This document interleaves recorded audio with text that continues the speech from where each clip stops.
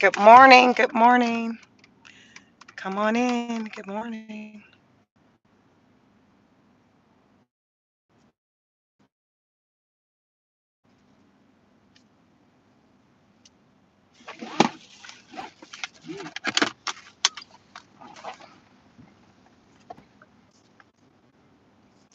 Come on in. Good morning. Good morning.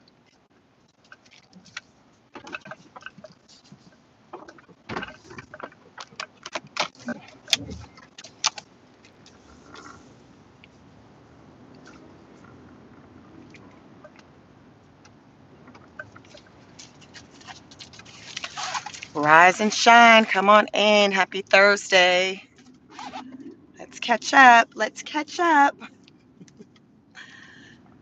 Please come on in. Hit the like button. Doesn't cost you a thing. Just-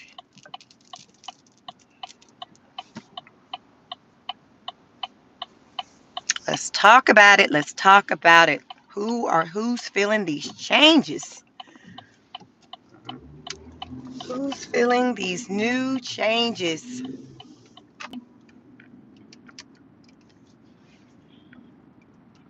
Canadians are like, listen, we feeling them. We are feeling the change. Bernie Sanders used to say, feel the burn. Trump say, feel the change. Come on in. Please hit the like button for me. Let's talk about it. The Canadians are like, listen. This ain't gonna work. And like this ain't gonna work. She tell your president this is not gonna work. It's not gonna work. It is not gonna work.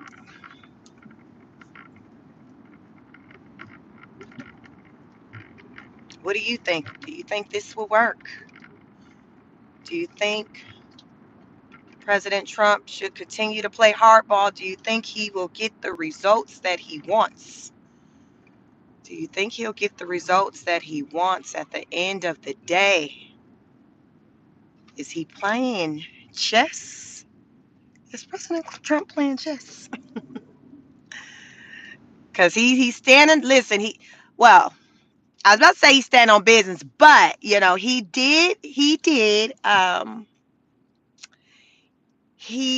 did take a few steps back on the tariffs on the big three automobile companies. So we got Ford, we got GM, and Stellantis.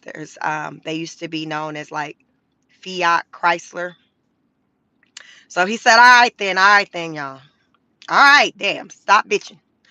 I'm gonna give y'all 30 days. You're gonna get a month. I'm gonna give you a month. I'm gonna give you an exemption from this new tariff situation at 25%. I'm gonna give you, listen, you got 30 days on them. Give you 30 days and give you a month. Shit. Ah, hold on. Good morning. Good morning, Dr. J. If you say something, let me see if it shows your moderator status while I'm at the traffic light. But listen, these automobiles companies, like, listen, good morning, Jeremy. Good morning. Good morning, y'all. Hit the like button for me, please. They were like, listen, damn it, shit. I know you said at that congression on your speech that we was all good, but we are not. We are not. Sir, we're not. We're not feeling warm and fuzzy inside. Listen, listen. I got this vehicle that's scheduled to be shipped out, and it's supposed to be 80,000. And with this new tariff charge, it's going to kick it up to like 100,000. That's not going to work. What are we going to do, President Trump? Listen, Law, that's a real story. I was listening to an owner of a dealership somewhere, child, one of these 50 states. And he said, yeah, he had a vehicle like an SUV that's supposed to get sent out. Like someone, I guess, was in the process. I don't even know if they had already listen, child, they got the paperwork, signatures signed, and there's agreements made. And the truck, this was a like one of those Dodge Chrysler type dealerships. So they were interviewing the owner of this dealership. So y'all know his money long because he was the owner. Even the people with the loan money are like, listen here, listen, shit. Don't be counting my pockets, but this right here ain't gonna work. So he was like, yeah, I got this truck that's like $80,000, and but with this new tariff situation, and I get it sent out, it's going to be at $100,000. That man looked like he was breaking out in sweats as he was talking to the reporter. Just even thinking about it, he looked so doggone stressed. He looked so stressed in the midst of that, just talking. And I'm wanting to know, I'm thinking that I don't know if it was that interview where it was in the midst of the interview. They were like, "Oh, we see, the press secretary is on, and she's saying that he's going to do an exemption for the auto, the big three for 30 days or whatever." So it's just 30 days. So business as usual for the big three. That's GM, Ford, and Stellantis, which is formerly Fiat Chrysler.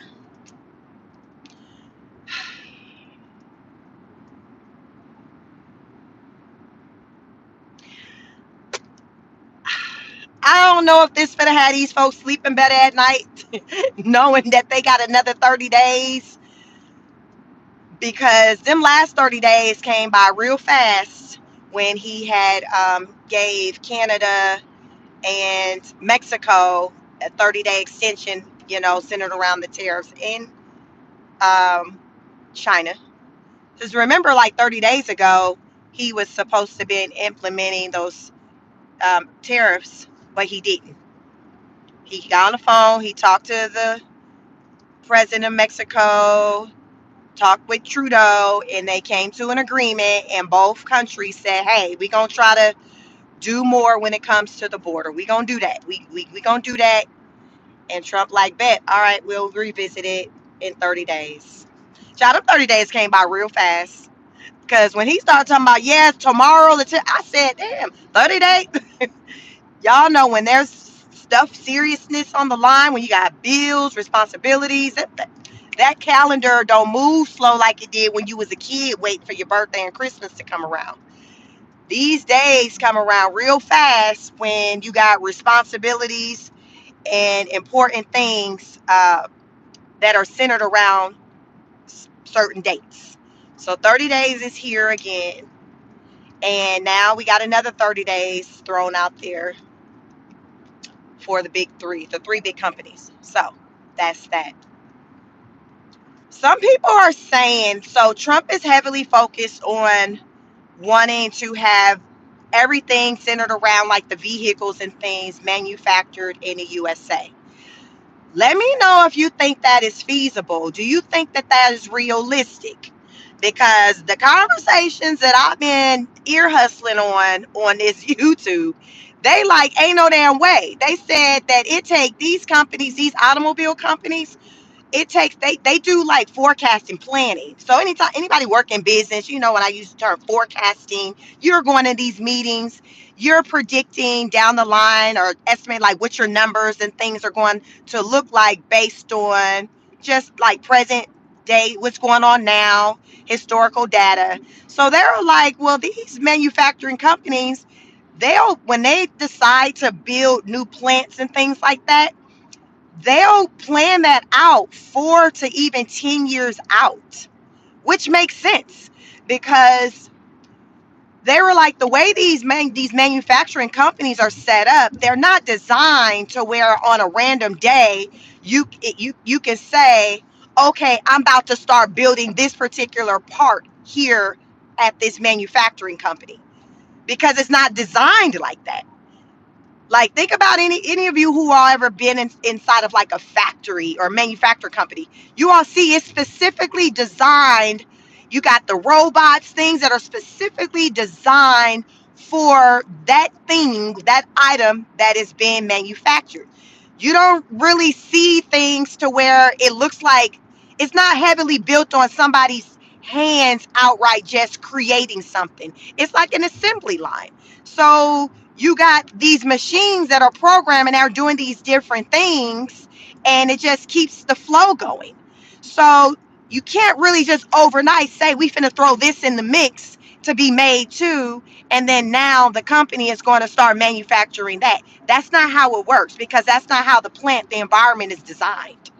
You got engineers, there's all kinds of people that think about, just really think about what I'm saying. Think about the design that goes into a plant, a manufacturing plant that creates things. Before you even get to the building, you got to have whole conversations and think pieces with some people about how this ish gonna work, because y'all know everything starts in the mind. So you got to think in your mind like, okay, we're going to be making this pertaining to a car or whatever. What is it going to look like from a mechanical standpoint as to how that's going to work with us creating an assembly line for it to make this process most efficient as possible?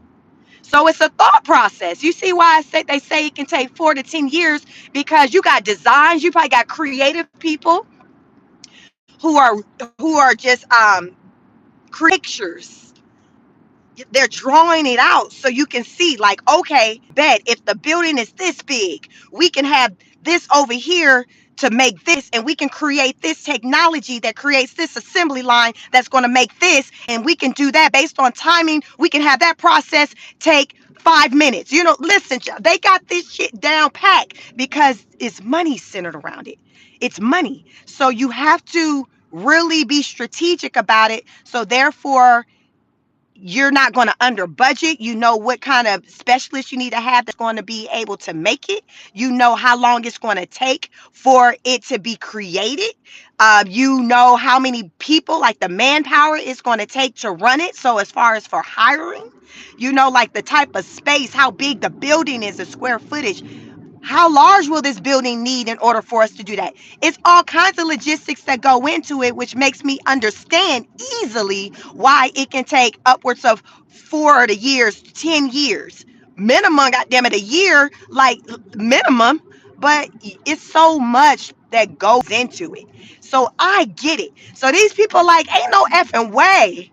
Ain't no effing way that overnight these companies, these car manufacturing companies, can just take over the full depths of what it takes to make their vehicles. Because what I learned, like a lot of them, like somebody, is it maybe GM? I think it might be GM. They get a lot of their parts and things from Mexico. So you all, even what I just learned is, even you might hear about something being American made and all of that, y'all, just because it's American made brand, it doesn't mean that all of the parts are made here. This is what I'm learning. This is what I'm learning, because before I would think that everything about that vehicle was just done here. That's not the case. That's not the case. It's an American company, but child, outsourcing is real. They're outsourcing certain parts of the process to other countries, say like Mexico. Hey, Mexico, can y'all work on this part of the vehicle for us? All right, bet. That is what's been taking place. So now President Trump is like, yo, I want everything here. So they're like, what the fuck? Like, how sway? Like, okay, but like when you say you want that done, sir, because this shit gonna take time.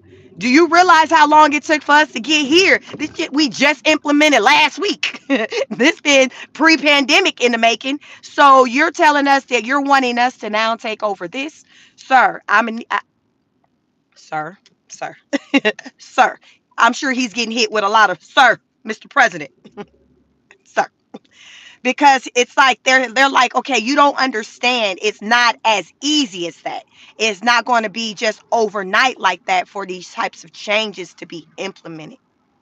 I need, listen, child, let me holler at you. Let me holler at you to help you understand. Help me help you. That's the type of energy that people are having. Help me help you, Mr. President. Because when I say, y'all, that owner of that dealership looked real stressed and pressed when he was talking to that reporter about how it's been an impact. He was like, basically the vehicles that he was like, we're not going to be able to do anything with our inventory. He was like, they're not going to sell. Like I said, he got an $80,000 vehicle that's ready to go out the door to somebody based off of that tariff little situation. Had it not them not become exempt recently, it would have jumped that vehicle up to $100,000. He said that person wouldn't have bought that vehicle. Would you? Versus you laughing, sir. Y'all know it gets serious when you be like, sir, Mr. President, sir. Y'all know it's serious, with like this guy, he was like, yo, like, we're not like child. He wanted to hit the child lick. In that moment, I felt the energy of child, child. We not finna sell no vehicles. They not going no damn where. These vehicles gonna be sitting on this lot because ain't nobody finna pay no extra 12, $13,000, $20,000 on a vehicle because it's an added expense. It has absolutely nothing to do with suddenly the value of that vehicle jumped. Just because it's a tariff, almost like a tax. No, they ain't finna do, folks ain't finna do that. Would you? Would you? So that guy, he knows, he's been in the business long enough to know that hell, it's already a challenge enough getting people to buy the vehicles at the prices that they are, based off of them selling it on, hey, the market is saying this is what this vehicle is valued at. So that's already hard enough. And then now you want to add a 25% tariff on top of that. That man had a whole lot of reason to goddamn break out in sweats. He was, listen, he looked like he was struggling to breathe. He really did, y'all. This man looked real look real stressed. So they got 30 days. I don't know if his sleep gonna be any better in them 30 days because, like I said, them days start going by fast. Hell, we probably already down 2 of them days. What it got? The 30 days. I don't know if it started yesterday. So, like I said, they go they disappear fast. So, April 2nd, there's going to be the new tariffs and things implemented. But remember, the big three, they're on the 30 days exemption. So that means when the 30 days up, they got to fall in line like everybody else. So let's talk about these Canadians. So I've never been to Canada, y'all. That's been on my bucket list since forever. Since I was a child. So I'm from California. I grew up. I'm from California. I live in Georgia. I seen a movie, y'all. Canada looks so beautiful. Whenever I get pissed off at anybody, my sisters, my mama, whoever the hell I'm pissed off at the time as a kid, I would just say, I'm leaving, I'm moving, I'm running away to Canada. Canada was my runaway spot, y'all. I ain't never been, but at goddamn 12 years old, I'm going to Canada. Y'all done pissed me off. I'm taking my ass to Canada. It looks real pretty out there. I had to kind of switch gears when I became an adult and they came to learn that I don't like the snow and the cold like that. And they like, bitch, what are you talking about going to Canada? It be snowing out there. Where it be snowing where? What are you talking about, sir? Sir, what are you talking about? It's snowing in Canada. That is my spot. So I no longer call Canada my runaway spot. Because goddamn it, I heard it get cold as an MF out there. But I still want to visit it. So it still had been on my bucket list. So I didn't know as far as with how Canada, the location and all of that, there's borders because it's another country. So anytime I think of another country, I'm naturally thinking of some place where you have to fly to. It's nowhere where there's some type of way that you're able to enter into the USA from Canada on land. So some of the Canadians, you all, they be crossing over into USA doing grocery shopping. They be doing their grocery runs. So I'm like, bet. So these people said during their normal grocery run on Tuesday, the day the tariffs was implemented, they were held up there's like a checkpoint, and normally they can kind of stay in their cars, and I guess they probably pull out their receipt as they're entering back into Canada. They're showing what they purchased, and they then are billed the tax for because they don't. So when they go grocery shopping in the USA, they say it's cheaper. It's cheaper for them to grocery shop in the USA opposed to grocery shopping in Canada. So a lot of the Canadians, they will go to Costco, like they'll do those store runs over in the USA. Child, I don't know what states they crossing over into because, like I said, I just learned that was a whole goddamn thing. Because remember, it's a whole country to me. So I'm like, what do you mean you drive into the USA? So they're saying, they'll drive over and cross over into the USA and they'll do their grocery shopping.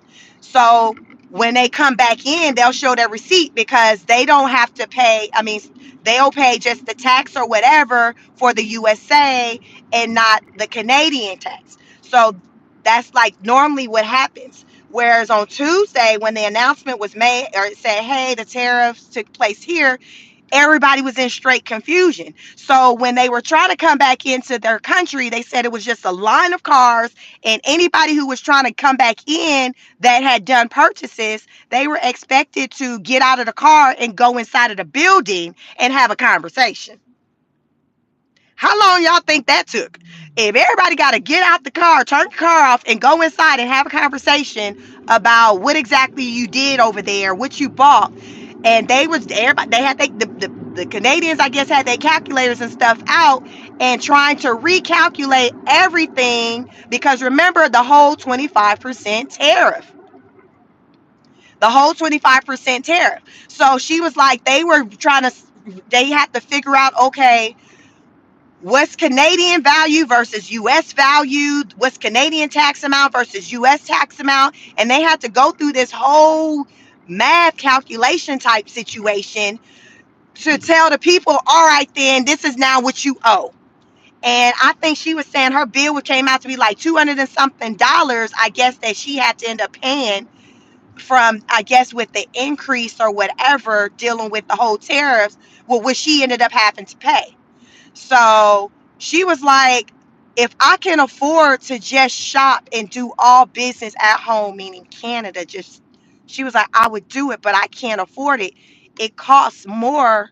The items, the things I need, it costs more in Canada than it does in the States. So that's why I shop that way. I saw, I think it was the premier over there of Canada. They announced, like, listen, no, we're no longer selling anything that's American made. One man said, listen, Linda, listen. He had to sit his wife down and tell her, ain't no more goddamn orange juice coming up in this house. I know you like orange juice, but I'm going to need for you to acquire the taste of apple juice. I don't even like goddamn apple juice, so good luck, goddamn Linda. But he done told her goddamn ass, it ain't no goddamn apple juice. There ain't no orange juice coming in here. It ain't in the goddamn budget, Linda. It is not in the budget. It's not in the budget. Now we got apples. Apples grow over here. I can get you all the apple juice you want, Linda. But we can't do this goddamn Florida orange juice. I know everybody loves the fucking Florida orange juice, but it's not in the fucking budget right now. Listen, he had to sit Linda ass down and let her know this shit, it's a new goddamn day. If you don't want the goddamn apple juice, drink water. You need to be drinking more water anyway, Linda. You need to be drinking more water. So Linda ass got to learn a new way of goddamn eating and drinking, and like everybody. Listen, I'm damn translating y'all, cause sometimes. Listen, I'm not making this shit up now. I done translated the energy of how that conversation went, but y'all, that was a real conversation. Mr. Williams had to have with Miss Linda. So, and he said orange juice, and then I told her that she can drink goddamn apple juice. Shit. He said, I told her we grow apples over here. Canadian. Listen, we can do something. We got apples. We ain't got no fucking orange, but bitch, we got some apples. Shit. You need an apple tree. I can get you that too, Miss Lynn. But listen, we're not doing the orange juice. It's not in the budget. So there's that. We know it ain't no damn orange juice popping off over there. But they were like, listen, like this is impacting like a lot of like the stuff that people use day to day, like your fruits, your vegetables, your peanuts. I seen them showing clips where they had the brother removing the liquor from the shelves. Remember that premier said, somebody told me at a press conference, I don't know if it was the premier, if he was talking or whatever, and he was talking about what he was about to take off the shelves. And so the people in the audience, where whoever he was talking before was like, Just please don't touch the bourbon. Don't touch the liquor. That MF looked at him and said, oh, that's the first to go. I said, damn. He said, listen, a war is a war. That is the first to go. That is the first to go. I'm sorry for you. Y'all people probably left out crying. You got Linda crying over not having orange juice. You got Peter crying over not having his bourbon liquor. Listen, times are hard right now. People are having to learn to go without. Remember, I said, if y'all didn't check out my live yesterday, y'all better make sure you subscribe. Yesterday, I did a live, I did a walk and talk, and I talked about how what we're going to have to do, because a lot of us don't really realize the things that we use every day, where they're coming from, who's making them. That's just including Canadian people, period. Because we're just used to just going to our local grocery store and just buying it. People not on average, the things we do, we not stopping and just trying to get into where it originated from on that level. There are certain things we'll go that deep on, but things that we've been using for years, we're not really doing that. So now with this whole tariff little situation, people are really starting to learn like, damn, that come from over there. Oh, I'm about to be effed up out here in these streets because listen, Linda, like shit, I need my goddamn orange juice. Like people are really having like come this awareness is coming where people are learning like this shit that they normally use and have become dependent upon, it's not going to be a thing anymore.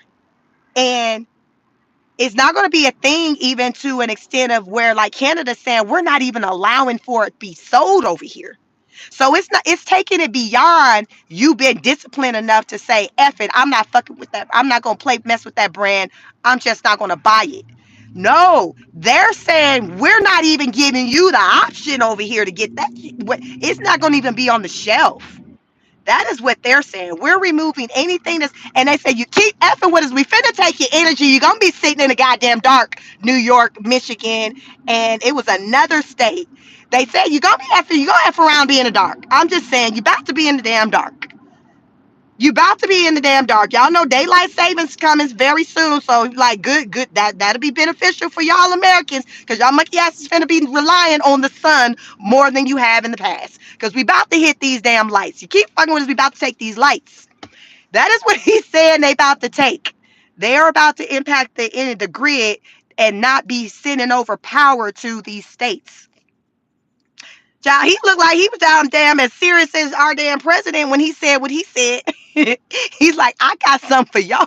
Oh, I got something for your monkey. Like that was the energy that he got. And child looked like I believed him. I believed him. I said, Lord Jesus, folks finna be in the damn dark in the spring.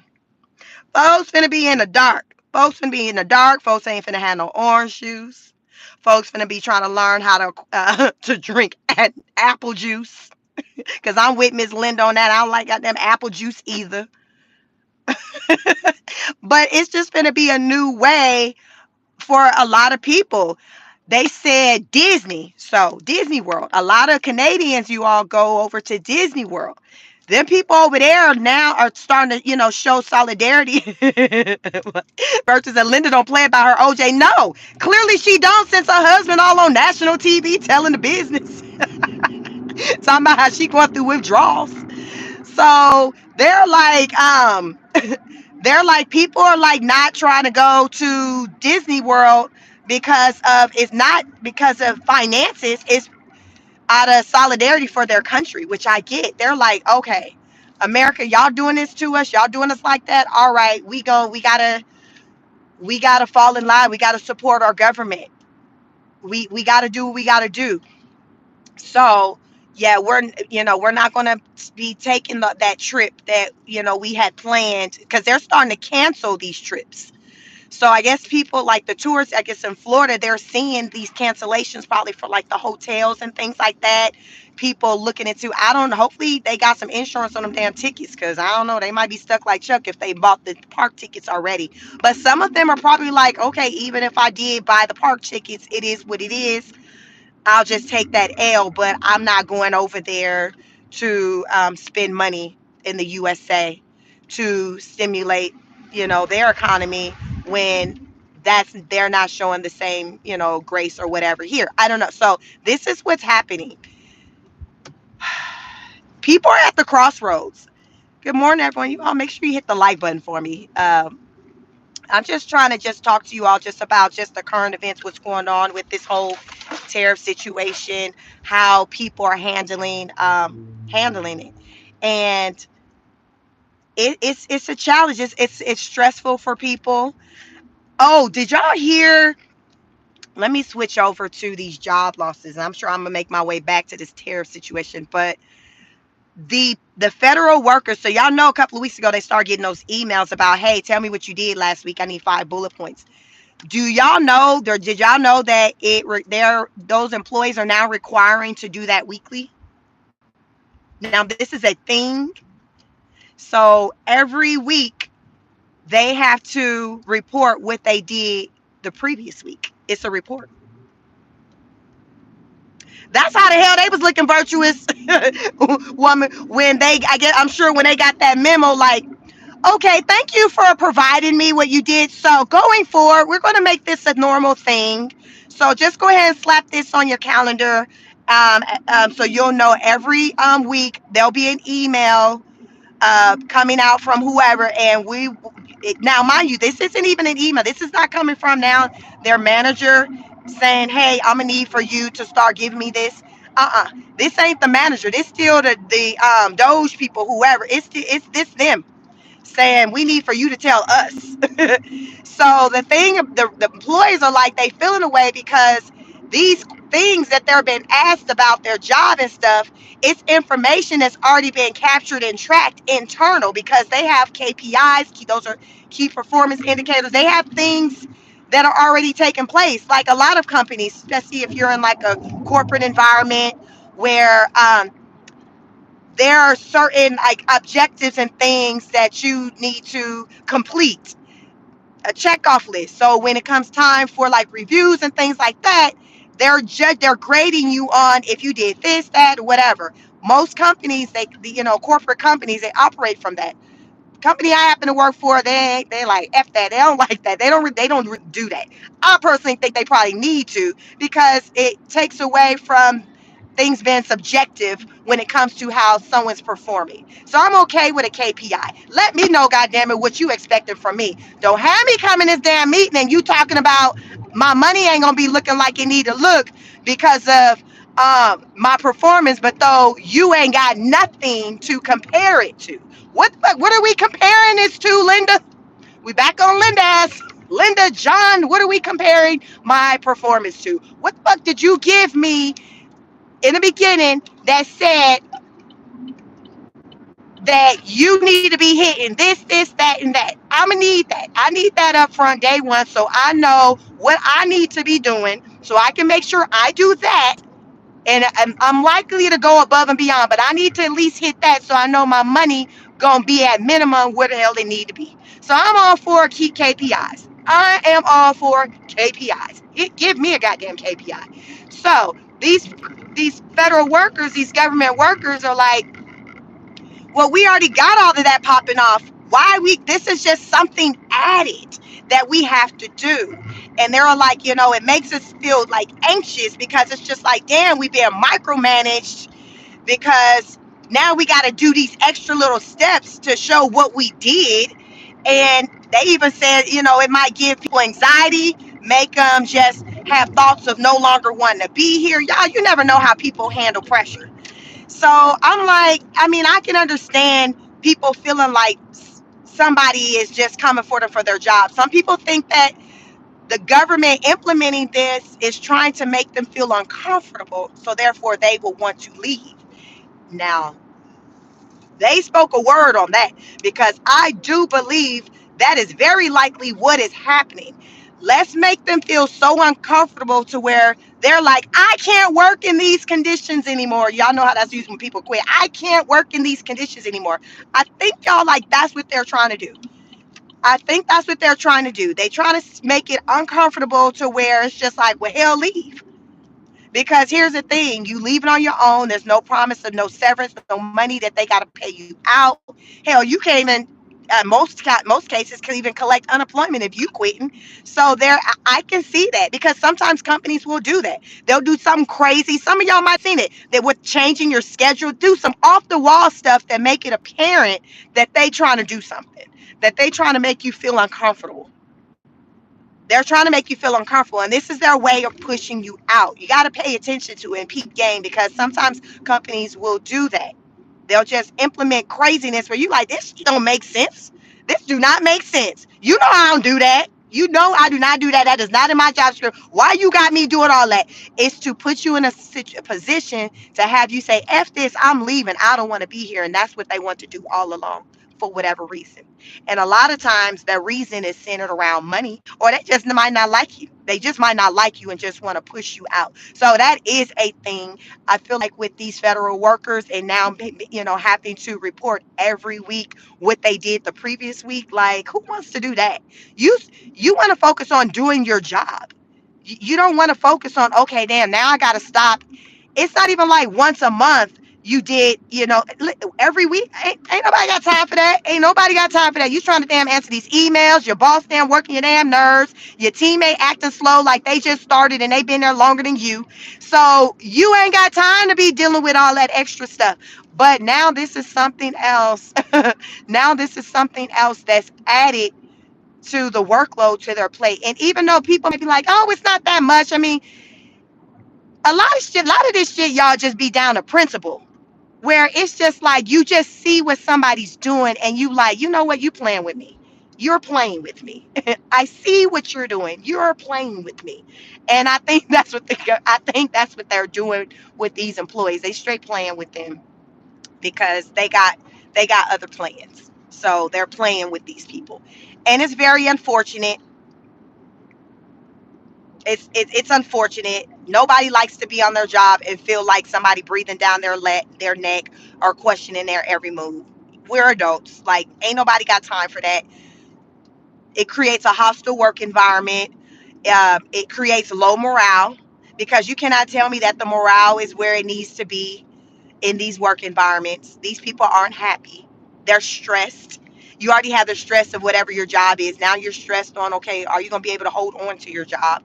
Some people wondered if the information that they're providing in these emails, if it's going to be used through AI, where there'll be a use of AI or something to determine if based off of what this person said they did, is that something that the government needs? It's almost like, well, you know, Pam said, she, notified everyone that, the office is going to be closing early on this. Like they're going to be thinking like, okay, do we need somebody to do that?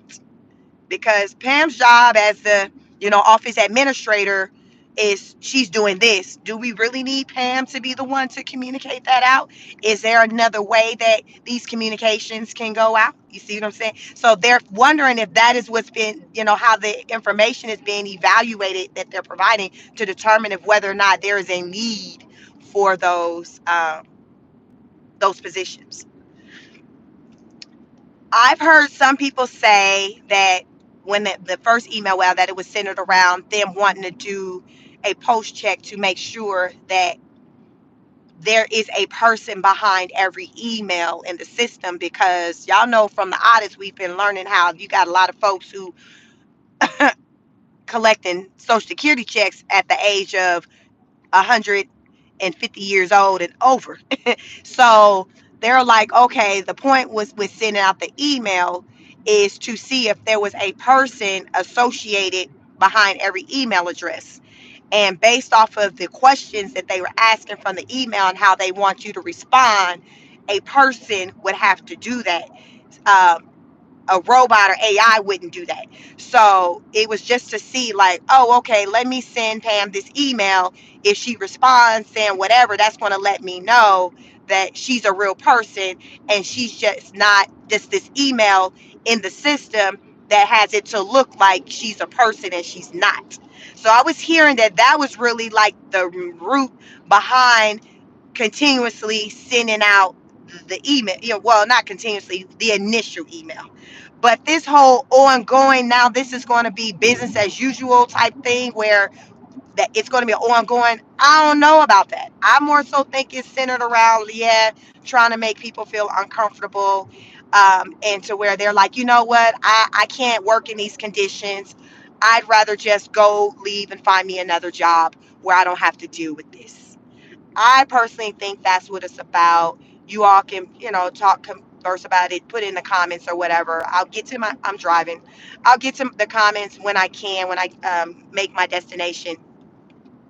But so that's the situation that's going on with the federal workers and their jobs. Um, it's a lot. I know it's a lot. Um,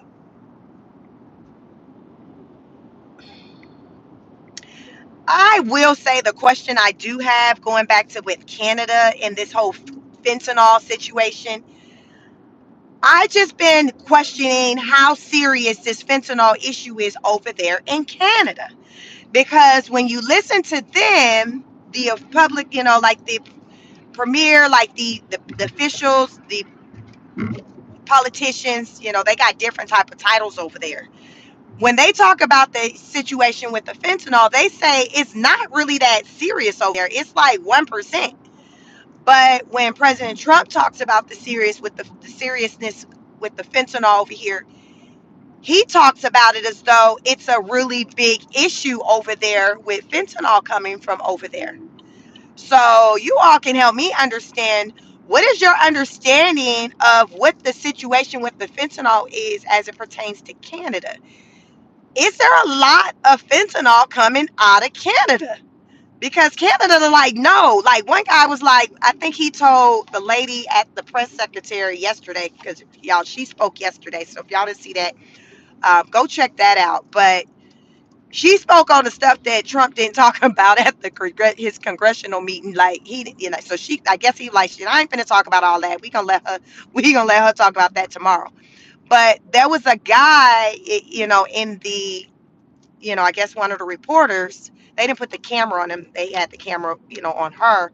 And he was like, why are they making a big deal out of this fentanyl when it's like 1% of it that come out of there? He was like, the amount of fentanyl that has come out of there is like less than an amount that you can fit in a carry-on bag on an airplane, he said. That's what he said. He said the quantity is really small. And she was saying something like the quantity of the amount from 2023 to 2024 had jumped. I think she said, either she said 2,000, I think she said 2,000%.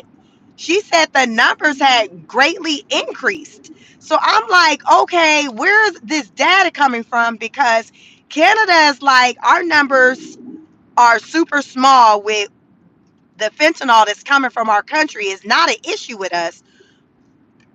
But Trump is like, yo, y'all need to fix these borders. Y'all got these drugs. Y'all got this fentanyl coming over here. It's killing people. Y'all need to handle that. So is there confusion there? Do we need to start there with everybody looking at the data that one another is looking at, so everybody can be on the same page on what is serious versus not? Because the math ain't mathing. I'm confused. Canada like, no, them drugs, that's coming out of Mexico. You need to be damn hollering at Mexico regarding what the hell they are doing or not doing, because it's not us. We Gucci over here. What are you talking about, sir? So they believe that Trump is just kind of making the issue with the fentanyl bigger than what it is as it pertains to Canada, because I guess 5 years ago there was a deal made between him and, I guess, Trudeau, whatever, or whoever was leading at the time. It might have still been Trudeau, but there was some type of deal, that agreement made like 5 years ago, I guess centered around business, and Trump don't want to adhere to it anymore. So he's just trying to look for. Now, I don't know if this is all the case, but this is what they're putting out. That's why I'm reporting it. They're saying they believe that he is trying to use this as a reason to get out of the deal that he made 5 years ago. So he wants to make the situation centered around fentanyl like this big thing when it's not, when he just doesn't want to be in the deal of something I guess he agreed upon back when he was president of his first term. So that is what's being said now. Um, their thing is, listen, like, we don't want to just pick up and just bring over all our businesses over to America. Like, we don't want to do that. We have no desire to become y'all's 51st state. So that's a big thing that I heard. Like, a lot, they're saying that there are Canadians. I'm hearing, see, on one side, I'm hearing that the Canadian people are for becoming a part of the USA. But then, as of late, I'm hearing where they're like, the Canadians are feeling disrespected when Trump talks about acquiring their country and making it the 51st state. They don't like that. They don't like that. They're like, listen, like, we not trying to be a part of what you got going on over there all like that. We good over here. So they're not here for that. So people feel like with Trump, he's just using, he's just bullying and he wants to take over. Somebody even said they feel like he's stuck in the 80s because he's stuck on his manufacturing stuff. Because he keeps talking about manufacturing, and a lot of where we became, like, a long time ago, more of a service led country where we don't do a lot of really the making. We provide services, like services, I guess, things that kind of aren't tangible services. So, but he's wanting to bring back the whole manufacturing thing back here, and we moved away from that like many, many years ago. So if that is the case, it got me to wondering, if that is what we used to be heavy into, and which means that during that time there were a lot of jobs, could it be, y'all following me? Let me know. Could it be that he wants to go back in time to that old way of doing things? So therefore, we do have jobs in a way that we haven't had in a long time, since possibly back then. Could he be on to something to where he's trying to take us back into where it used to be? Y'all remember back in school when you probably people who are like 40 plus, where they used to have wood shop, um, engineering, like certain classes that you can take dealing with like the mechanics of things in high school as like an elective. Y'all remember when they used to have that, and people would take that up? So when you graduated high school, like, you had a trade. You was able to go out there. You didn't have to think about what going to college. You were able to go out there and get a job because you took classes in high school that allowed for you to use your hands and know the mechanics of things. Y'all remember that? They don't have that in school right now. They don't offer those type of classes in school. So a lot of these kids, when they're graduating high school, they're not graduating being able to go out and get a job in a specialized field. They're graduating going and driving Lyft and Uber, home economics, right? Virtue is like, they don't have that issue no more. That is not a thing. It's not a thing like the way it used to be. Now the things that they have in school is centered around like college. So you can do like medical. Like, if you're aspiring to be a nurse, there are some classes that you can take that can help you to get college credits for when you're going into college, the next step, college, and you may not have to take those classes or stuff. So they got things like that in place. What else they got? Because I got two kids that are in high school now. They got some photography. I have a nephew. He's doing something centered around photography, but it's not like what they used to have, where these men were leaving with actual trades and skills, where they were able to go out there and support their families. It's different. And when I've heard people talk about over the years with how that impacted the black community, auto mechanics, yes, DJ, how that impacted the black community with the black man being able to put food on the table for his family when they started removing those things or taking away, say, the plant industries. Like, how many of you all got grandparents who worked? Like my mother-in-law, her father worked at a plant. Like, that was the job he did. For back in the day, a lot of people did factory work. They worked at plants. Like, that was the job they did to support their families. And as they were saying it now, when I was listening to a news outlet that this morning when I was on YouTube, they were saying that we're now a more of a service-led country. So we lean in more on the, providing services, like non-tangibles, versus the actual use of the hands with like creating and making things. We moved away from that. So therefore now you got this new generation that's coming up. They don't know how to use their hands like that and to make things. They don't know how to do that. They know how they can think through things as far as like with the technology and thinking about the mechanics of like how something works from like maybe like a software probably perspective. um like my son, he's 16, he's a junior in high school, he's interested in like cybersecurity. So that's non-tangible. You don't really need your hands like that to be, it's not, you're not building. So now I'm just wondering if President Trump is trying to take our country excuse me, back to that place, possibly for the sake of jobs and skills. What y'all think about that? I'm just saying, y'all, this is what's coming to mind as I'm listening to what these news outlets are saying, and as they're cracking jokes saying he's stuck. Y'all know he always talks about he loves the 80s. Do he feel like the 80s looked better than the goddamn the 2025? Do that man feel like 85 gave more than 2025?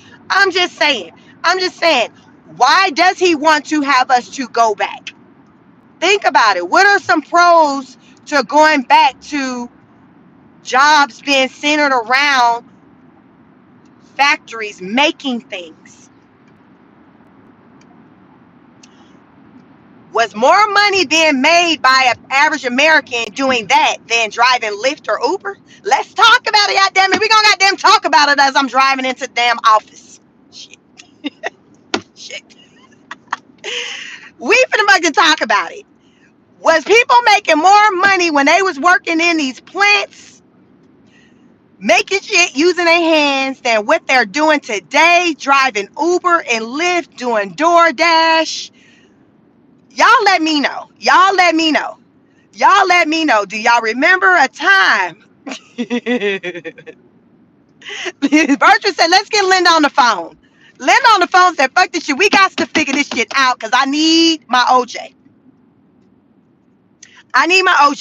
So listen, everybody got that thing that's important to them that's going to get it, just get you going, just get you going off. We might fuck around and see Linda on the internet doing her own damn interview saying her husband didn't tell it right. John did not tell it right. He did not tell it right.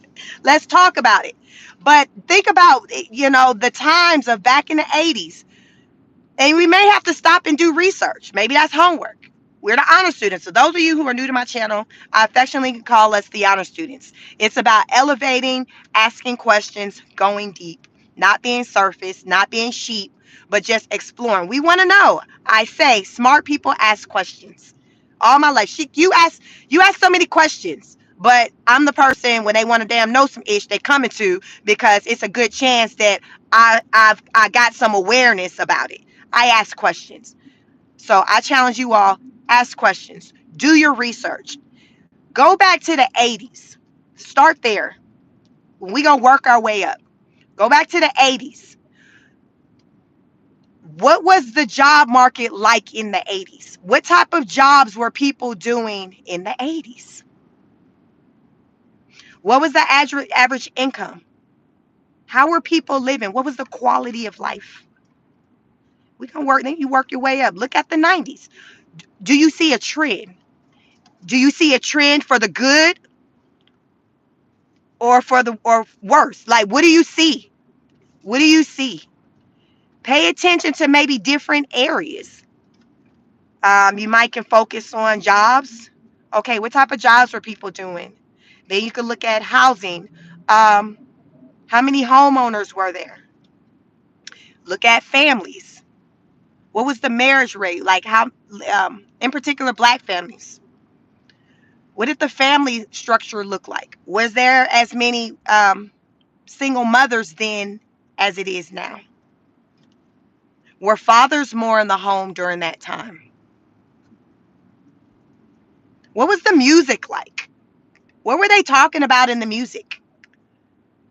What was going on? Were there wars? What the with music, wokeness, like what was the message in the music, in the songs?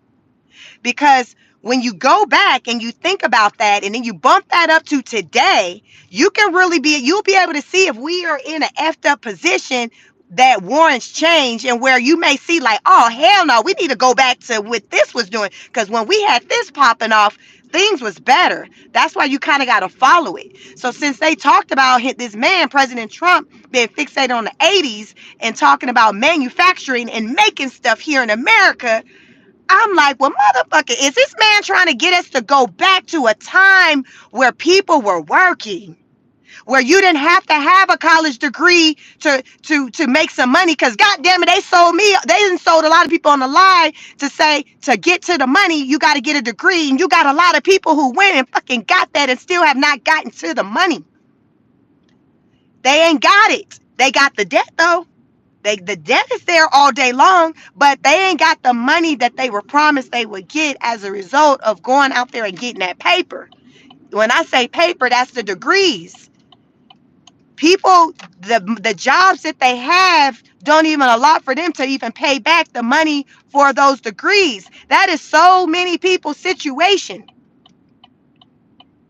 Because I grew up during the time, so I'm an 80s baby. I was born in 80, graduated high school 99. So during the 90s, I was told, hey, go to college. It like it was a promise.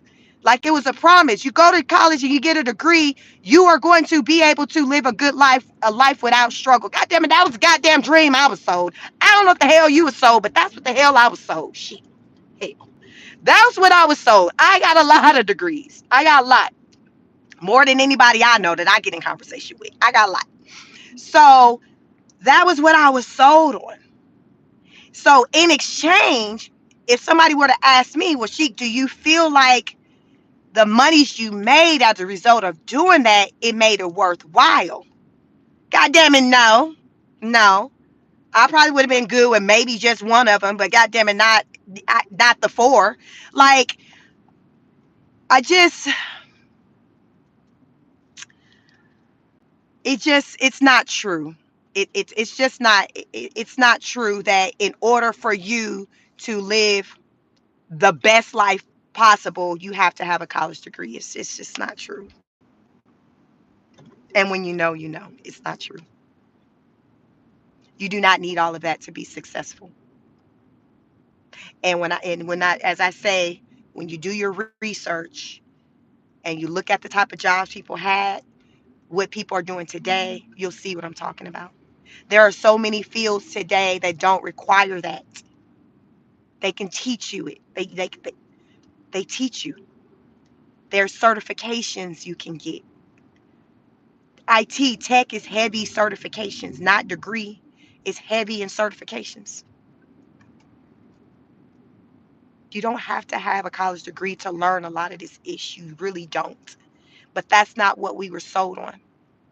And I feel like in the 80s, college wasn't pushed the way it started being pushed as time progressed. Because remember, the news said we moved to more of a service led type country. So that's when that education and stuff start getting, pushed for you to go to school and get that paper, because they're trying to move you away from those jobs where you were using your hands. Those were the jobs that was stable. Those were the stable jobs. Now you got, remember, we're service led. We got all these companies that are doing these layoffs.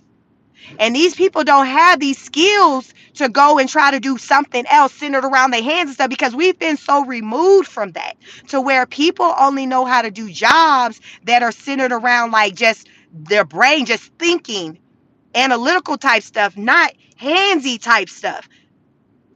Some of y'all women might got men that can't do shit with their damn hands. They like, shit, I don't know how to damn do that.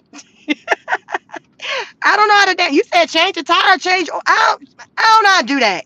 You know, I met you at the. We went to the same college. Hell, we was in the same classes. Where was I learning that at? Keisha, you know damn well I don't know how to do that shit. I don't even know why you playing with me. I don't even know why you playing with me. we, we went to college together. We was always, but where the hell was I going to take classes on how to do that, Keisha? You know I don't know how to do that. Why is you playing? Why is you playing with me? Trying to cuss me out because I don't know how to goddamn change a tire, change a light. Shit. You know at Morehouse they didn't teach us that shit. You was over there at Spelman. You, where the fuck was we doing that at? So you got men that don't know how to do some of this shit. To where legit, my husband has done some of these things for somebody who didn't know how to do these things, who didn't have a father to show them how to do these things. You know what I'm saying? So that's how I know. My sister, I remember her dating a guy. She had caught a flat. In that moment, that's when she learned he didn't know how to change a tire. So this is a thing, you all, to where a lot of men don't know how to do these things where they use their hands. They don't know how. They weren't taught. A lot of households didn't have dads in them. So they didn't learn from a daddy. And then when I told you about the things that was removed from the schools, you know, the mechanical shop, like all those programs, like where are they learning these things from? It's not that, oh, just because they a man, it just dropped into their brain to know these things. They're gonna have to be taught. Like my husband will have to teach my sons these things. Because as of right now, they don't know these things. They're still very young, you know. So this is the shit I'm talking. This is what I'm talking about. This is what I'm talking about. So we got to go deep and think like, why is this man trying so hard to push for things to be made here? What would our world look like? Well, let me take a step back. Not our world. What would our nation look like? What would the USA look like if most of the stuff that we use was actually made here versus the reverse? Because right now it's in the reverse. Um, from what I was hearing, as far as with this, that for America, Walmart, 80% of the goods that Walmart has on their shelves come from somewhere else, Mexico or somewhere else. It's not coming from here. It's like that 20% here, but the bulk is coming from somewhere else, like Mexico. But majority of it, Mexico. Then you got Canada. Then you got China. So if we had a lot of these things just made here in house, would we ever have an issue centered around jobs? Like, would that ever be like a conversation of us talking about layoffs or people ain't having a job? How would it be? If our nation went to making all this shit that we get from elsewhere, what's a scenario that'll have us to be talking about people not having jobs? How, Sway? I'm trying to, like, logically, I'm trying to see how people wouldn't have jobs going off of everything being here.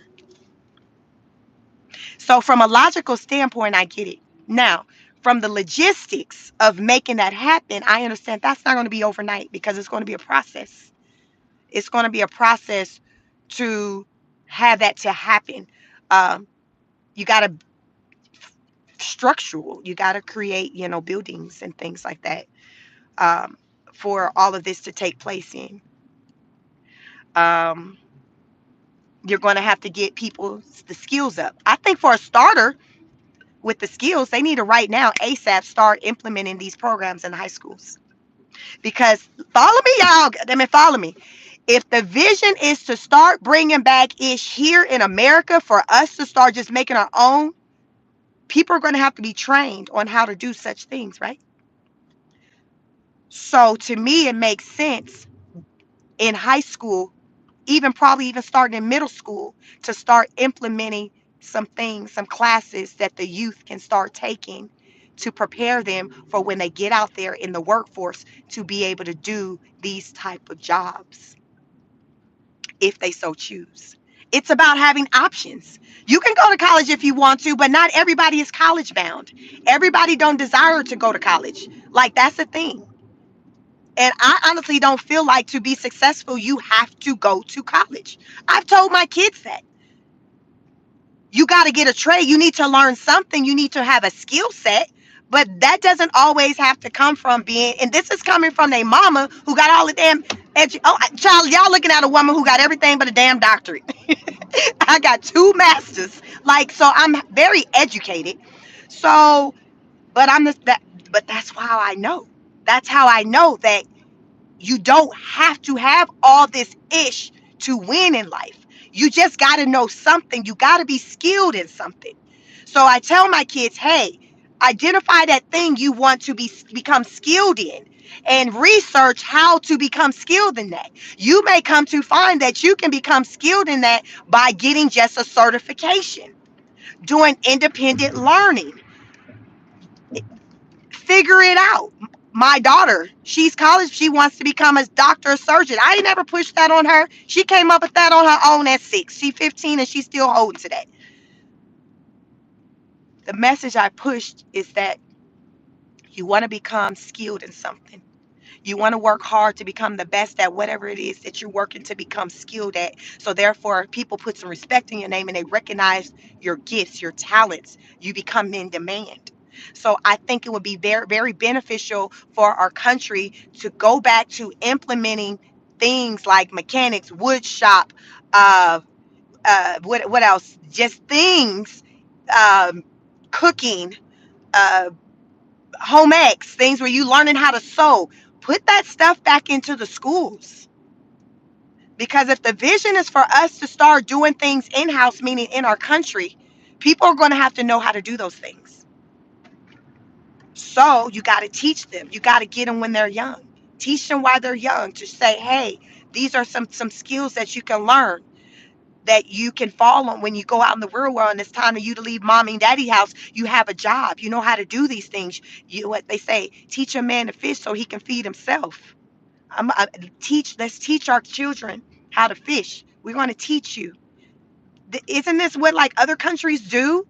Like they teach their kids like early on how to do things. I think China, these Asian countries, like you teach them early on. Right now, what's happening with our kids, like I seen in the news, some Hispanic child girl, she done down went through the whole high school system experience. I think she came on to America when she was 7. She can't now read, write, or nothing, and they gonna insert in the news article how we got in the same report. Maria can't read or write, and they done sent her through the whole educational system. So I can't remember exactly what state this was in. I think it was somewhere up north. She's suing the school system because she said they failed her because they kept passing her on. She's like 19 now. She said, I think she came over here from, I don't know if it was Colombia, one of the, Latin countries. And she just never learned how to read and write. So she's suing. She got her lawyer and she's suing the school system for not knowing how to read and write. And then they inserted in the same damn interview that she just got accepted into college, y'all, some university. How, Sway? How? It didn't say in this report that now she has since learned how to. They asked her how to spell her name in the interview, and that didn't quite work. That didn't work out that well. She spelled out something, but it wasn't the name that they said it was. It was something else. So this that same clip, and she struggled, she fumbled, and I think she effed it up. I promise. I think she effed it up because it didn't. Them letters. It sounded like she added more letters than what was in that name that she had. But then they gonna throw in by the time they finish the report that she has just gotten accepted into, I don't know if it was Ohio University or something, but she had just got accepted into a university. Now the young girl already suing the school system for allowing her to graduate because she couldn't read and write. How are we getting accepted into college universities when we still can't read and write? Because they did not say in this report that she has since learned how to read and write. It was kind of given like this is the situation. She's still trying to learn how to damn read and write. It was no reference of her parents, caretakers, or nothing. It was strictly talking about what the school did not do for her.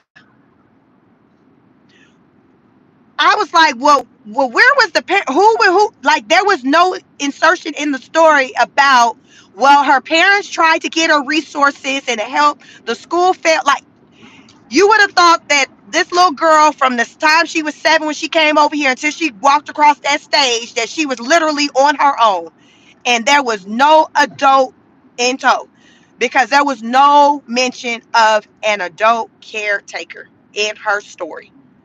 I was just like, you know what? But y'all don't sleep on the part she just got accepted into university. So y'all know if she got accepted, there was some people who got rejected. Because when you get people accepted, you're gonna have the ones rejected. So best believe some people who are out here damn reading and writing got rejected. You know they did. This that issue I'm talking about. This is what I'm talking about. This is what I'm talking about. So I challenge everyone to do your research and see what our times were like going back. I just say going back to the 80s. You can probably even take it back further than that. But I just said the 80s because the news said they felt like President Trump was stuck in the 80s with him wanting to have all these manufacturing jobs and bring, So go back to the 80s. Go back to the 80s. What was going on with our nation in the 80s? How were people living? What was the state of our government in the 80s? What was the climate of just society in the 80s? That should have been what, crack epidemic in the 80s. I think that was all probably taking place around in the 80s. Because remember, I was born in 80, so like I can't. I would have to do my research. Some of you all were old enough to be able to speak on what was taking place in the 80s. What kind of job were you doing? What was your parents doing? Did you have a father in the house? Was he able to provide for the family? I think it's a good reference point to start since Trump is heavy into this automotive, this factory manufacture type thing. I think it's a good place to start with trying to explore what the past looked like bumped up to the present and if we were better off. Because I don't know this for certain. I'm just driving, I'm talking, but as I'm thinking and I'm hearing about all these job losses, in my 44 years of living, and since I've had some type of sense of awareness when it has come to the job market, I do not have memory of this many job losses. I don't have memory of this many job losses. Was it not a thing before? For what reason? Was it because of the type of jobs, services that we provided, the things that we were known that we produced? Was that why there wasn't talks of job losses?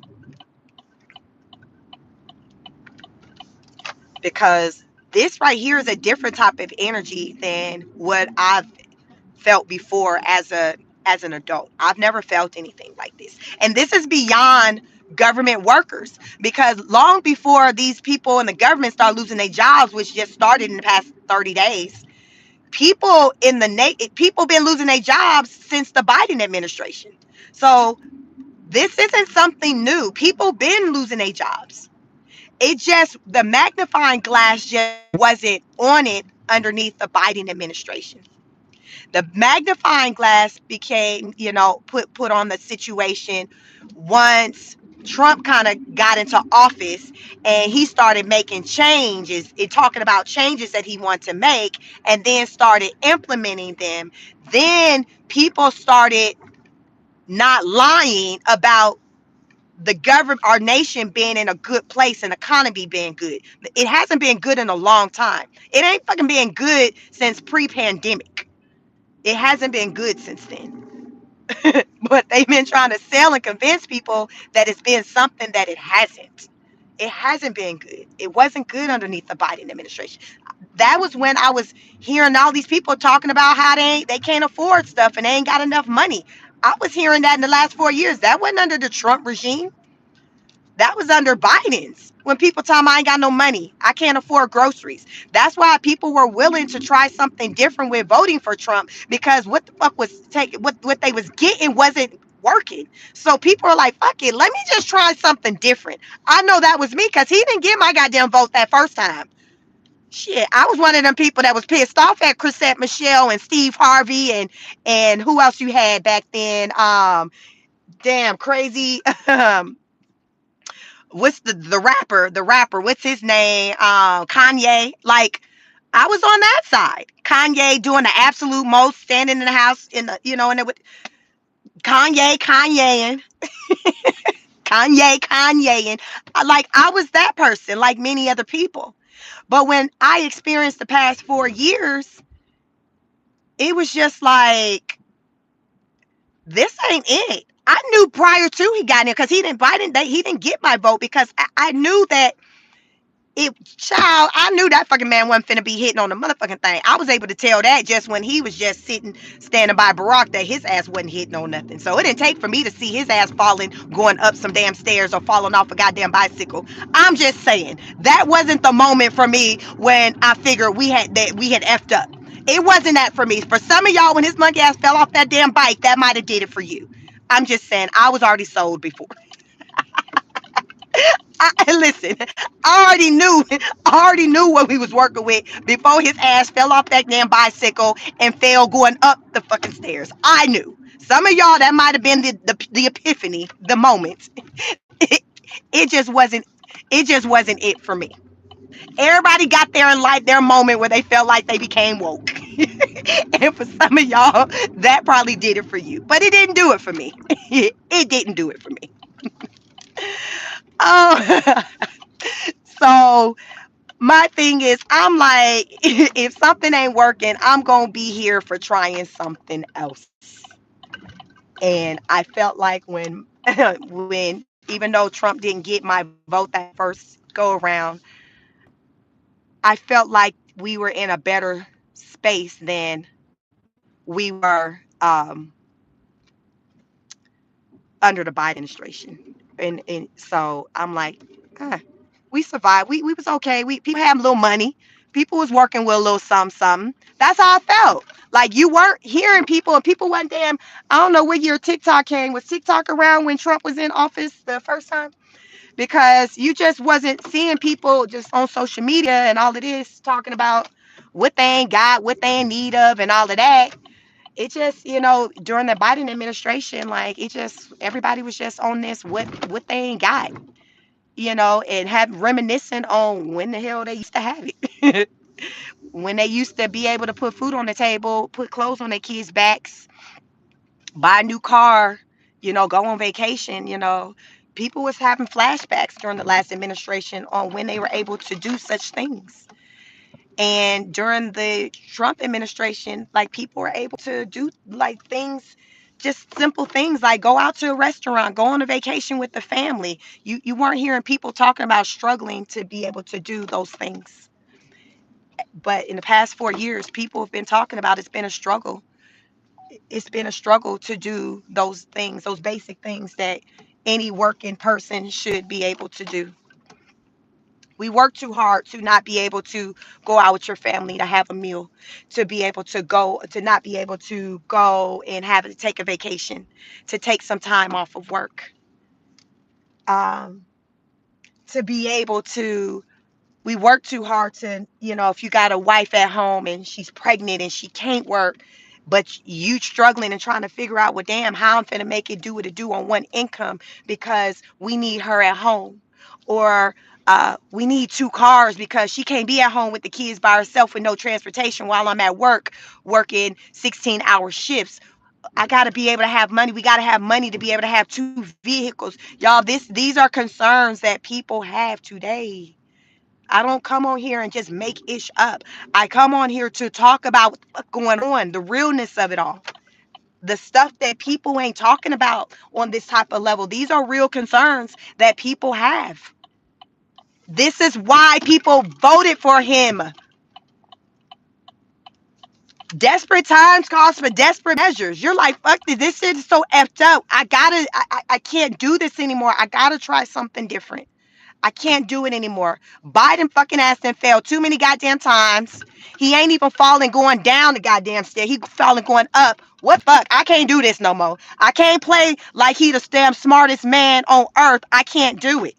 Y'all see when they asked Kamala asked one time when she took notice that Biden didn't have it all, and she tried to she tried to play like his ass she never goddamn noticed. How, Sway? How, if you supposed to be meeting with this man and you're the VP, you the right hand person, how we seeing his monkey ass falling going up the damn stairs and falling off of bicycles and shit, miss saying shit. How we seeing the shit before you? How, Sway? Like, y'all, I done made my destination, so I can talk to you now. How we seeing this shit before you, ma'am? Ma'am, ma'am, ma'am, ma'am. Let me holler at you, ma'am. Let me holler at you. See, that's why her ass didn't win. It's when you play stupid games, you win what? Stupid prizes. Play stupid games, you win stupid prizes. How, Sway? How you ain't see this? You saying you been conversing with him, and it, because as he's been running the country, you've been by his side, but you didn't take notice that he was declining? Oh, okay. You didn't take notice until he got up there trying to do that damn Easter speech to the world when he was calling himself, what was he up there trying to debate with Trump? And y'all, it was one moment, Biden said something. When it came to Trump turn, he said, I don't know what he just said, but the way he said that shit, that took me out. Bitch, you VP Harris, are you saying that it was then when you knew you effed up like the world felt? What they say? It was that moment when she knew she had effed up. Like, was that your moment? Because I know you effing lying if that was your moment. I know you effing lying. She did not want to acknowledge that he had already been lost in the sauce. She didn't want to acknowledge it. So, ma'am, you trying to play on people's top. So you have no one but to blame for but yourself with not getting the vote. Because first of all, the world told you they weren't for you when you were running for president and you didn't come nowhere near close to even getting on the ballot. You got votes by default by lining up with Biden, who Biden got votes by default from being connected to Obama. So, Kamala, people ain't never really effed with you like that. Quiet as it's kept. People ain't effed with you like that. So it shouldn't be that damn big of a surprise that she didn't get the damn vote, because they didn't even F with her like that when she was running on her own. They didn't. I'm sorry, they didn't. They did not F with her like that. Trump's vote didn't come because of him being associated with anybody. It was either you liked him or you didn't. He didn't have no, what they say, no plugs. He didn't have no political plugs, nobody coattail to hold on to get to the White House. Mm-mm. He did that on his own. He didn't have nobody name. It was either like you liked him or you didn't. And that first time around, I did not like his goddamn ass. I did not. I did not like him. But let me tell you what changed for me. What changed for me is when I got to see that who I was saying I liked wasn't doing a damn thing for me or anybody that looked like me. That is when I had to take notice that This shit that I've been on has been on more of some identity politics type stuff and not on some is it serving you type stuff. And that is when, people became woke because after that Biden administration, people said, F that. I did it with Obama 2 terms. I did it with Biden as. I'd be damned if y'all finna get another 4 years out of me playing crazy because I'm trying to support something that my grandma told me to support, that my great grandfather told me to support, that my mama told me to support. I'm not doing that. I'm not doing that. I'm going to vote based off of my best interest and what you're saying you can do for me. And that's how people voted. So fast forward to today. Trump is doing what he's doing. As a lot of people are saying, he's doing a lot of much of what he made promises that he was going to do. He's doing so damn much. I'm not going to hold you. A lot of this shit, I can't even recall him saying he was going to damn do that. I'm like, damn, he said he was going to do that too. Listen, he had my attention with this whole immigration stuff because this stuff has been out of control. That is really when I turned. When y'all want to know, like, when did I kind of change my thought process? During the Biden administration, prior to that, because I didn't vote for Biden. So prior to that, when it became heavy in conversation about just with the immigration situation and the wall, like I saw during Trump's administration with the things that he was doing, I seen that it was making a difference. And then when Biden came in and started undoing stuff, y'all, it's like we started to regress. I felt like we were regressing. So it's just like, well, damn. But Trump was on to something because when he was in house and yeah, people, he's talking about, this wall. I remember being in a conversation, people laughing. He talking about, I'm gonna build a wall and they gonna pay for y'all. Y'all couldn't tell me that this man wasn't fucking delusional. Y'all cannot tell me Trump was not delusional that first time around when he ran. I thought he was crazy as a MF. I did. I thought he was crazy, but then when he won, I remember that day at work. All the black folk, everybody looked like me looking crazy and depressed. I remember that day. I remember it like yesterday, because in my group with Fred at that company, you had your groups, your people your folks who you kick it with all the time. So it's maybe like 5, 6 of us in that group. So we're all black except for one, my one white girlfriend who was a strong Trump supporter. She loved black folks. She ain't you ain't gonna never catch her sitting with the white folks. She always be with the black folks. She was a Trump supporter. So we knew like she wasn't no racist or nothing, but like it's like damn, she was just a rider for Trump. So when he messed around and won, when I say the day we came back to work, how crazy and lone faced we was looking. And I'll never forget, she told me in the break room. She said, y'all gonna be all right. She said that. She said, y'all gonna be all right. Y'all gonna be all right. She didn't gloat or do nothing around the office. She just said, y'all gonna be all right. Those were her words she said to me. And guess what? We were. We were more than all right. We were good. The 4 years Trump was in, we were good. So that is when it came time for him, with running again, I'm like, we was all right. We was more than all right. And I went with it. And that's where I'm at. That's where I am today. I'm not a Republican. I'm independent. I don't vote based off of political party. I vote based off of what people are standing on. What have you done? Like, what are you showing me? And it's been I don't, it's been a long time since the Democratic, I don't even know. Some people probably say it ain't never happened, but I'm just 44. So there's a lot of, thank you for those. I see some notifications about new subscribers. Thank you for those who have just recently found my channel. Um, this channel is just about awareness, and that's what I come out here to do. It's not bashing. Y'all, I got on that goddamn Biden. I normally don't even go hard on Biden or Kamala. I promise you I don't. But listen, the spirit moved me, and I had to goddamn tell y'all that it wasn't when his ass fell off the bike for me that I knew that we had effed up. It just wasn't that for me. And so I want to use that as an example. But I come on here to just talk from a place of let's really look at things and assess things and take skin color, race, and all of that out of it and look at the politics of everything. I just challenge you all just to do that. Think about any wins that you've had just when it comes to your money, what your money was looking like, the business, if you guys are entrepreneurs, the clients that you were able to get.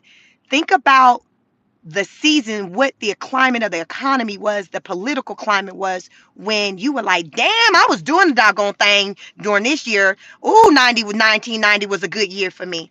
Think about that. Think about that because I want you to compare and bump it up against what's happening today. And I want you to hone in on when you seen that shift change.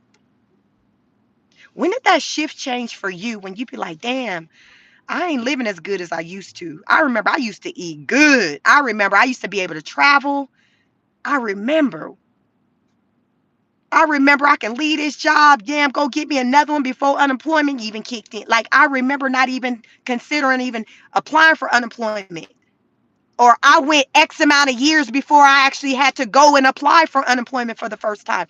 Think about those times in your life because when you get to thinking about them, you're going to be able to pinpoint changes that took place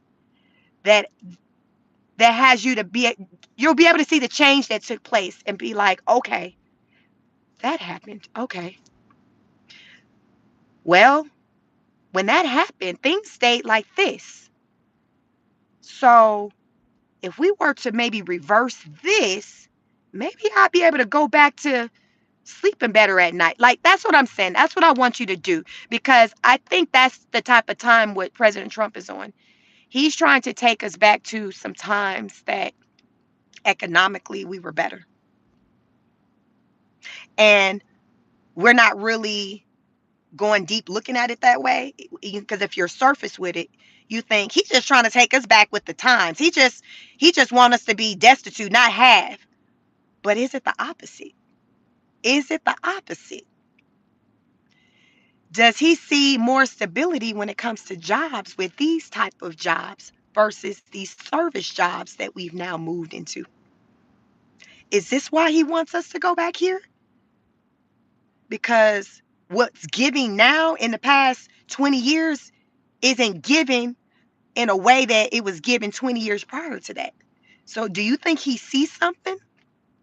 I don't know, y'all. So this is just me thinking out loud. Yvonne McGowan, good morning. She said Trump is the truth.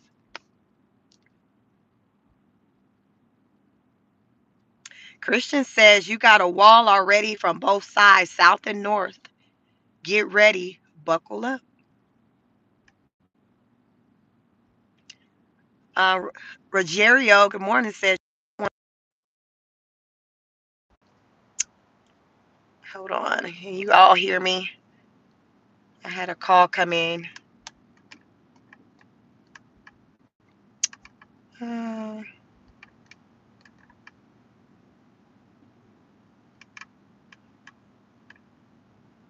I may have to end this live. The call jacked me up.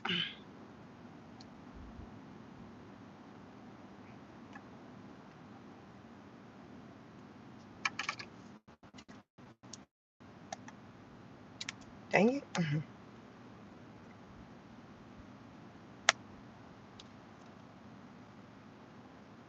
Hello, hello, hello. Can you all hear me? I had a call come in. You can hear me. Okay, because I can't see myself anymore. I'm glad. Okay, you can hear me. I had a call that came in and messed with my live. But I'll be getting off shortly. But I just want to add, thank you. I want to just try to get through some of these comments since I'm stationary. I know sometimes I be scaring the hell out of people when I be on my soapbox driving. So good morning, Miss V, if you're still here. Um, but if you all can still hear me, I just challenge you all to really think about what times was like for you 10, 15, 20 years ago and bump it up to today's time. and identify common denominators. Even pay attention to, from a political standpoint, who was running, who had control over certain things, who was in the White House. Like really drill down to it. Really drill down to it, because I think that you'll see these things that I'm saying, it'll make sense to you. Dr. Zay said, right, a lot of our merchandise is not made in the USA. And we didn't, I think right now, a lot of us did not know how much of our merchandise was made elsewhere. I heard someone say 80%. 80% of most people, I would say a vast majority of Americans, when they shop retail, they're shopping out of a Walmart. And if 80% of the goods in Walmart are coming from outside of the USA, that is a lot. That is a lot. Danny Diesel said, I agree. Teach the kids something they can use in life to succeed. Y'all, they not even teaching kids basic stuff like banking, like how to just balance your account. Like, yo, just writing. Let me tell you a story with, like, how many of you all children don't even know how to write in cursive?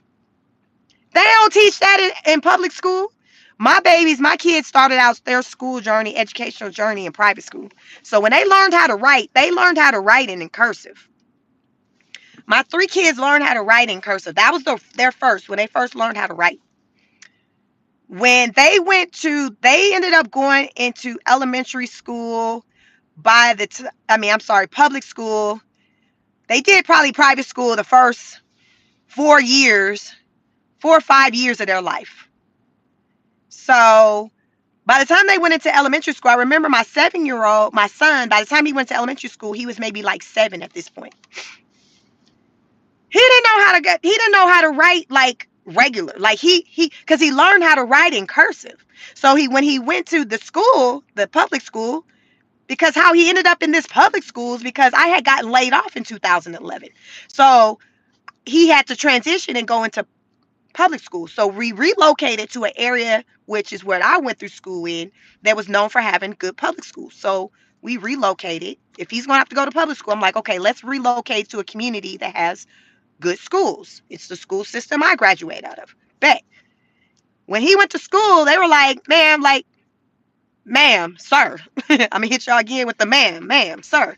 Your son, he writes in cursive. We do not write in cursive here in school. We write in print. So he had to learn how to write in print.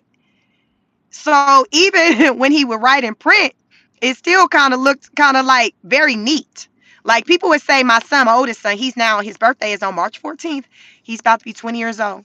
He's second year in college, wrapping up his second year in college, doing amazing. Very proud of him. He writes so neatly that he's an artist. But he's very meticulous about things. It looks so neat that it's like you would think it was like a girl writing with the way he writes. But remember, he was taught to write in cursive. So that is when I learned that public school don't teach in cursive. So it's like he had to revert backwards, because in cursive is advanced. Like that's advanced type stuff. I remember when I was in elementary school or in grade school period, I learned how to write in print first. In cursive was like some advanced stuff that came like way later down the line. Whereas fast forward to today, where I live in Georgia, I don't know how they're doing things anywhere else, but here in Georgia, where I live, where my kids went to school at, they do not teach them how to write in cursive ever. Ever. So my kids only learned how to do it from when they were in private school. They're in private school. So it was like my kids had to revert backwards from doing some advanced type writing stuff to some basic stuff, because they like, we don't do this. Like he got to learn how to write regular print. So he had to learn it. It looked all extras, ultra, super neat and stuff, but it is print. It wasn't in cursive. But that's just an example of how how do a kid know how to write their signature? How do they develop a signature? So my son, remember I say he's an artist. So he'll do these amazing art. pictures and artwork. And one day my brother-in-law, his uncle, was like, yo, like, I'm gonna need for you to start signing your signature on your work. You need to develop some, because my son, he never really developed like a signature. Because remember, at 7 they deprogrammed him from the whole use of like the in cursive, so he went to regular print writing. So he didn't develop a, he didn't have a signature with knowing how, with writing his name and in cursive, to have that be put on his work. So in high school, his uncle is telling him, hey, you need to do this. I'm gonna need for you to do this. That's crazy, y'all, right? It's craziness. So for a child to know in cursive, like, that's something you got to do at home independently with them. That's on some homeschooling type stuff, because they're not getting that in public school. They're not getting that in public school. They're not getting it. The times are different. It's just very different right now. Boo said, work in factories or work in fast food, your choice. Manufacturing economy or service economy. Those are the choices. Say it again for the people in the back. You said work in factories or work in fast food. Your choice. Manufacturing economy or service economy. Those are the choices, and they are. They're the choices. They are the choices. And I challenge you to do your research to learn what the money look like in each of those fields, and make the best decision for you and yours. Helena says, I write in cursive. My print writing is sloppy. Yeah. So it's like my son's print writing is, it looks very different and weird. It's because remember, he started writing from like in cursive. So it's different. And I think it's just because of just when he learned how to write in print. And I'm like you, Helena, like I just, most of the, if I'm writing my signature, child, it's this, I know it's saying my name. How about that? So this is what we're dealing with right now with these kids, as far as with how they were learning versus us. So I'm gonna let you beautiful people go for the day. Thank you all for tapping in with me. Thank you those two who, for my new subscribers. My channel is growing. Road to 1,000. Goal was to be, was to be there by before the month of March is out. Definitely, we're on our way. We're in this together. We are the honor students. We learn, we elevate over here, we ask questions, we go deep, we explore, we seek out answers. We're not surface over here. This is not what my channel is about. Boohoo, later, new sub here. Thank you so much, Boohoo. I appreciate you. But this is the type of time I'm on, just awareness. And I appreciate if you do follow me, like the video. It helps with the algorithm. I'm just a small content creator, just trying to spread a message. Some of you may be here for it, and some of you may not. But it's just about showing respect for one another. It's not what you do, it's how you do it. And I'm big on just doing it in a respectful way. And that's how I want my platform to be. And thank you to my awesome moderators. I had a new moderator today, Mods, Yvonne, Virtuous Woman. If you are still here, please welcome Dr. DJ. DJ has been definitely always, DJ be on all my lives. DJ been around in the bushes for a minute now and decided to pop out, and I'm happy. Those of you who have been in the bushes, please pop out, share your thoughts, talk about it. Let's talk about it. This is an environment to where it's just about um, sharing and enlightening. We welcome you all, and even if you have a difference in opinion, if it's respectful, my moms, we're not gonna block you. Just act like you got some sense. It's just real. It ain't that deep. It's not that deep, y'all. It's not that deep. That's one thing you'll hear me say a lot over here. It's not that deep. It's real basic. It's real simple. Life is what you make it. Life's about choices. I like to have fun. I like to have a good time. Y'all gonna hear me say some things in a way you probably ain't never heard nobody say it before. But the purpose is for me to say it in a way that you can understand it. I don't speak in high level. I don't like to speak in a way that goes over people's head. I like to speak very basic, very simple, to where, for where, as someone say, explain it to me for a fifth grader to understand. That's the way I like to explain it. I want somebody real simple to understand what the F is going on. Because everybody don't have education. Everybody ain't even got grade school education. I done told y'all, little Maria done graduated high school and she said she can't read and write, but she just got accepted into university. This is what we dealing with out here, y'all. So I need to make sure that people like her can even understand what's going on because they are out there. Don't ever understand. Don't ever assume that what somebody knows. Give them grace. Speak to them as though they may not know because you don't know. I don't know it all. And I don't look for you all to know it all. So I come on here and I just share what I know.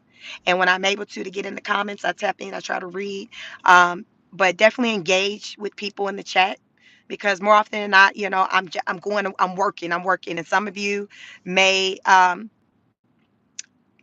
get upset if I'm talking a lot and I'm not getting in the comments enough. Just understand it. The way my brain works, it's always on the go. It's my something's it's always flowing, and it sometimes even interrupts my sleep at night.